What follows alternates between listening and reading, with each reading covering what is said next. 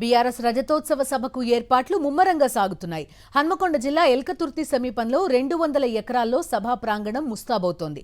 April 27ను నిర్వహించే భారీ బహిరంగ సభకు 10 లక్షల మందికి పైగా ప్రజలు వస్తారనే అంచనాతో ఏర్పాట్లు చేస్తున్నారు గులాబీ శ్రేణులు.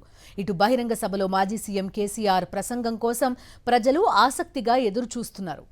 సభ ఏర్పాట్లపై మరిన్ని వివరాలు మా ప్రతినిధి శ్రీధర్ అందిస్తారు.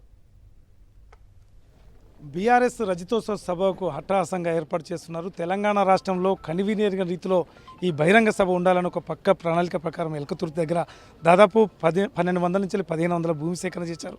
అదేవిధంగా పార్కింగ్ దాదాపు తెలంగాణ రాష్ట్ర వ్యాప్తంగా వస్తారు కాబట్టి పార్కింగ్ కూడా ఇబ్బంది లేకుండా చూడొచ్చు. మనం ఇప్పుడు ఎల్కతుర్తి దగ్గర ఉన్నాం. ఇక్కడ భారీ స్టేజ్ ఏర్పాటు చేస్తున్నారు. 27 తారీఖు ముందే దాదాపు 10-15 రోజులుగా ఇక్కడ ప్లాన్ చేసి అన్ని భూములు కూడా స్వయంగా కూడా కొంతమంది రైతులు ఇచ్చినట్టు కూడా వీళ్ళు బీఆర్ఎస్ నేతలు చెప్తున్నారు. దీనికి అంటే గతంలో జరిగిన దానికంటే ప్రకాశ్రెడ్డిపేటలో జరిగిన ఆ బహిరంగ సభ కంటే కూడా ఎక్కువ మొత్తంలో ఇక్కడికి ప్రజలను తప్పించేందుకు ప్రయత్నం చేస్తున్నామని చెప్తున్నారు. ఇక్కడ చెప్పచ్చు, ఇక్కడ మండలి డిప్యూటీ చైర్మన్ బండప్రకాష్ గారు ఉన్నారు, ఎమ్మెల్సీ పోచంపల్లి శ్రీనివాసరావు గారు. చెప్పండి సార్, ఎటువంటి ఏర్పాటు చేస్తున్నారు? ఇంత ముందుగానే జోషి కనిపిస్తున్నది బీఆర్ఎస్లో.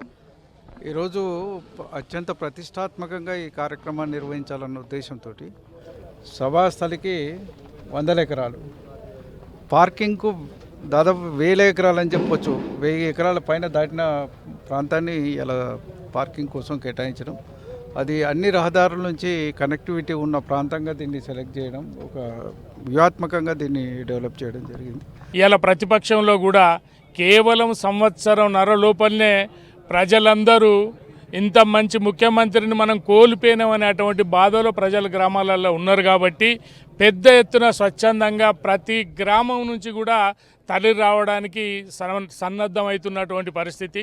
ప్రత్యక్షంగా వాళ్ళు ఇంకా వెహికల్ దొరికాయని ఇప్పటి నుంచెల్లే ట్రాక్టర్లు కానీ మిగతా డీసీఎంలు కానీ వెహికల్స్ అన్నీ వాళ్ళే మాట్లాడుకుంటున్నారు, కింది ప్రజలే మాట్లాడుకుంటారు.